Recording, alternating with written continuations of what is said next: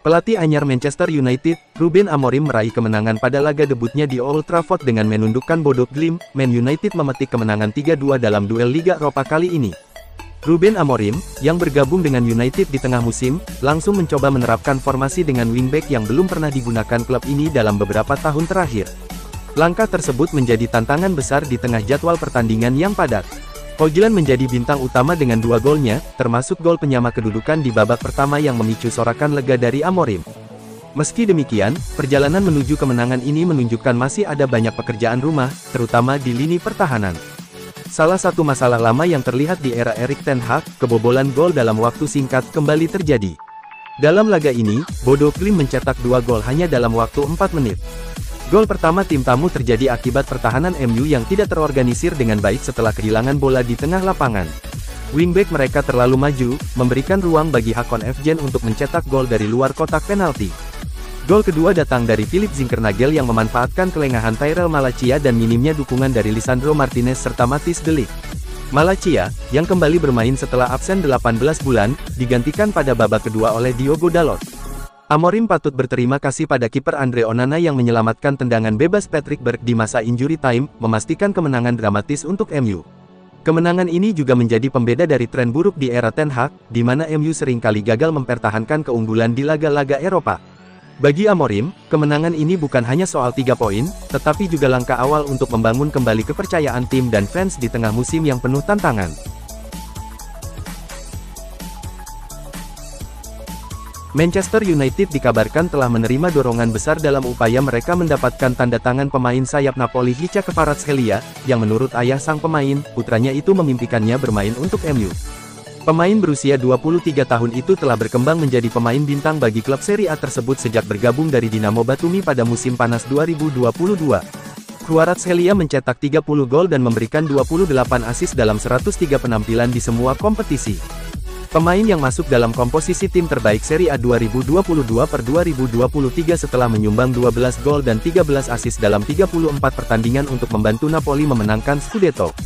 Pemain terbaik Georgia 4 kali itu melanjutkan penampilan impresifnya dengan mencetak 11 gol dan 8 assist dalam 34 pertandingan Serie A musim lalu, usai menyumbang 5 gol dan 2 assist dalam 13 pertandingan Serie A Italia untuk tim Antonio Conte musim ini. Penampilan apiknya pula yang membuat Kvaratskhelia selalu dikaitkan dengan sejumlah klub papan atas Eropa termasuk Man United, yang diyakini sebagai target prioritas setan merah di bursa transfer Januari tahun 2025 nanti. Namun, asa MU untuk mendapatkan jasa Kvaratskhelia. Sebab, ada Real Madrid, Barcelona, Paris Saint-Germain, Manchester City, Arsenal dan Liverpool dikabarkan juga meminatinya. Kvaratskhelia sendiri sampai saat ini belum mencapai kesepakatan baru dengan Napoli meski kontraknya bersama klub Serie A Italia tersebut. Sehingga ia berpotensi untuk pindah dari Napoli. Menurut media berita Italia Sport Mediaset, Man United serius dalam upayanya merekrut Kvaratskhelia, karena pelatih kepala baru Ruben Amorim ingin merekrut penyerang sayap untuk sistem 3-4-3 barunya di Old Trafford.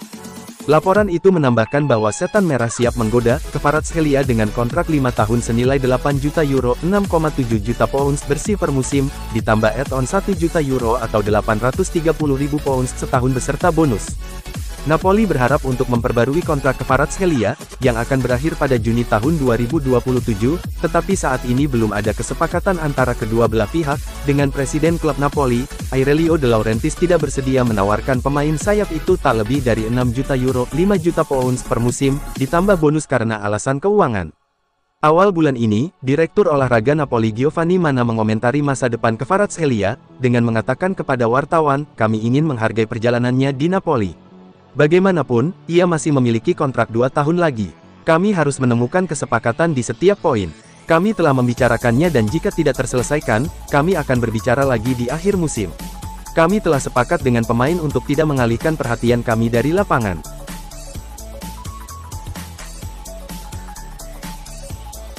Manchester United kabarnya siap bergerak di bursa transfer musim dingin Januari tahun 2025. Posisi striker mau dibenahi. Posisi bek sayap dinilai jadi prioritas yang bakal dibenahi manajer Ruben Amorim. Dilansir dari Sky Sports, posisi striker turut mau dirombak. Dikabarkan, Manchester United membidik 4 striker.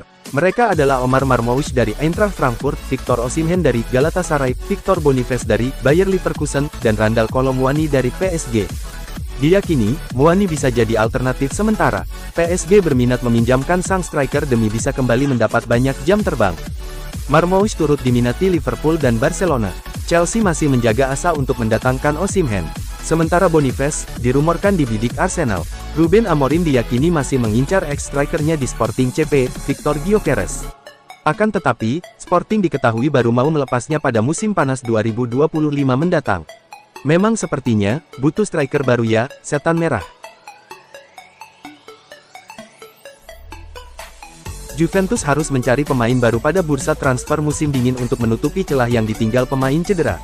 Oleh karenanya, mereka berniat menjual 2 gelandangnya ke Premier League agar bisa mendapatkan tambahan dana segar. Giuntoli mengagendakan pertemuan dengan Manchester United dan Manchester City di Inggris. Tujuannya untuk menawarkan 2 gelandangnya, yakni Nicolo Fagioli dan pemain baru, Douglas Luiz. Kedua pemain ini memang kesulitan mendapatkan jatah tampil di bawah asuhan Thiago Motta. Fagioli, yang baru bisa merumput setelah berbulan-bulan menjalani hukuman larangan tampil, lebih sering dimainkan sebagai pengganti.